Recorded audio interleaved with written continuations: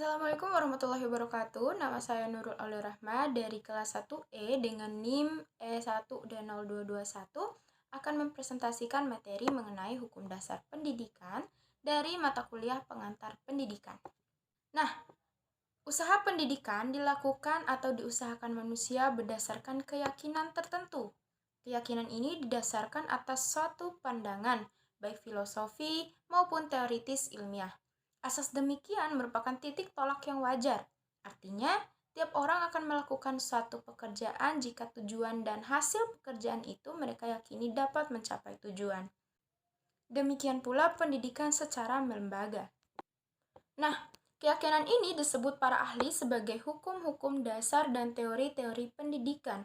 Dapat juga kita nyatakan sebagai ide-ide dalam filsafat pendidikan yang meliputi yang pertama adalah teori hukum empirisme, yang kedua teori hukum nativisme, dan yang ketiga adalah teori hukum konvergensi.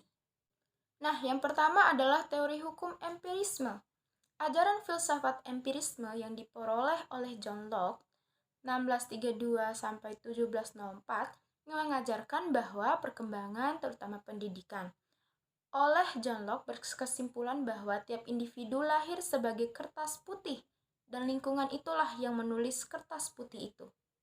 Lalu yang kedua adalah teori hukum nativisme. Ajaran filsafat nativisme yang dapat digolongkan filsafat idealisme berkesimpulan bahwa perkembangan pribadi hanya ditentukan oleh faktor hereditas. Faktor dalam yang berarti kodrati. Tokoh nativisme Arthur C. Schopenhauer 1788-1860 mengubah pembawaan yang bersifat kodrati dari lahir yang tidak dapat diubah oleh pengaruh alam sekitar atau pendidikan itulah kepribadian manusia. Nah, yang ketiga adalah teori hukum konvergensi. Teori ini dikemukakan oleh William Stahl menggambarkan bahwa perkembangan pribadi sesungguhnya adalah hasil proses kerjasama kedua faktor, potensi atau hereditas maupun faktor eksternal lingkungan dan pendidikan. Tiap pribadi adalah hasil konvergensi faktor-faktor internal dan eksternal. Nah, ketiga teori tersebut dikenal sebagai asas-asas filsafat pendidikan aliran-aliran empirisme, idealisme, dan realisme. Segala variasinya sejalan dengan perkembangan ilmu jiwa, ilmu pendidikan, dan ilmu filsafat. Nah, kemudian kita masuk ke dalam ulasan artikel. Berdasarkan artikel tersebut, dikatakan bahwa anak dan remaja yang berasal dari keluarga miskin, penyandang disabilitas, dan mereka yang tinggal di daerah terpencil dan tertinggal di negara ini paling berisiko putus sekolah. Remaja usia sekolah menengah pertama, yaitu usia 13-15 tahun, dari rumah tangga termiskin, 5 kali lebih besar kemungkinannya untuk putus sekolah jika dibandingkan dengan remaja dari rumah tangga terkaya. Secara geografis, angka anak tidak sekolah atau ATS berkisar dari 1,3% di Yogyakarta, daerah yang relatif makmur, hingga 20,7% di Papua, provinsi paling timur dan termiskin di Indonesia, menurut Susenas 2020.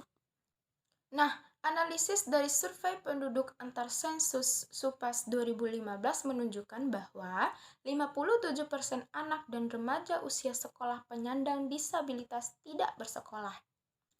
Nah, sementara itu masih banyak anak sekolah yang harus berjuang untuk menguasai keterampilan akademik dasar. Kurang dari 10 siswa berusia 15 tahun di Indonesia yang memiliki tingkat kemahiran membaca minimum dan kurang dari sepertiga yang mencapai tingkat kemahiran minimum dalam matematika.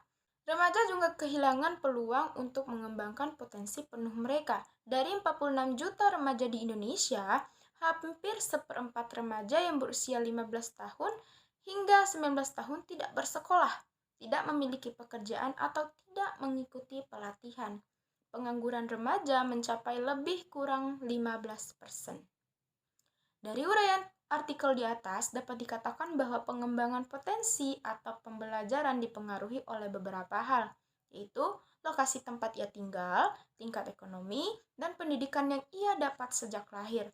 Hal ini sesuai dengan ketiga teori di atas yang menjelaskan bahwa faktor pengembangan bakat ditentukan oleh potensi bawaan lahir, lingkungan, dan bisa jadi keduanya.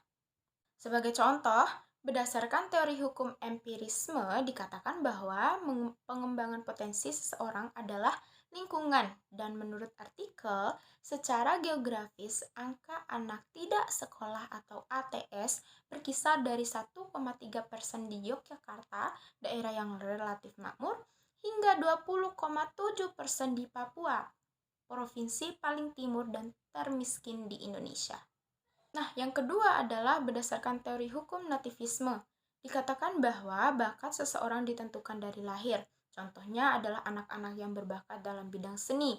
Walaupun bakatnya tidak diasah, bakat ini akan tetap ada walaupun wujudnya tidak maksimal. Jadi, anak-anak dapat belajar dan mengalami perubahan melalui potensi dalam dirinya sendiri.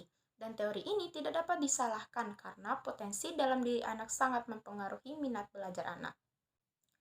Nah, yang ketiga adalah teori hukum konvergensi yang menyatakan perkembangan pribadi sesungguhnya adalah hasil proses kerjasama kedua faktor, potensi hereditas maupun faktor eksternal lingkungan dan pendidikan.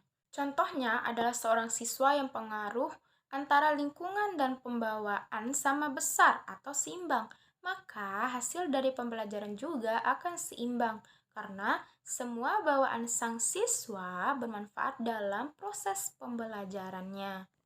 Nah, selanjutnya, apa yang akan saya lakukan sebagai pendidik untuk mengimplementasikan hukum dasar pendidikan?